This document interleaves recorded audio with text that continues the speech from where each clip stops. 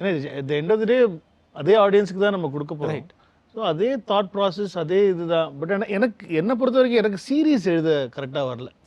அதோட லேயரிங்கு அதெல்லாம் வந்து எனக்கு ஒரு சினிமாவாக ஒரு ஒரு ஒரு ஒரு 2-2.5 மணி நேரத்தில் எனக்கு கதை சொல்லணும்னா அதுக்கே டியூன் ஆகிட்டனோ என்னமோ தெரியல. ப்ராப்ளி ஒரு டிஃப்ரெண்ட் ரைட்டர்ஸ் கூட ஒர்க் பண்ணால் ப்ராப்ளி get into series நினைக்கிறேன். Because you are a fun man, sir. That's why you got serious. ஜாலியாக எல்லாமே ஜாலியாக இல்லை ஒரு ஜோ கலைக்கிறேன் சார் நான் உங்களுக்கு சப்போர்ட் பண்ணுறேன் சார்.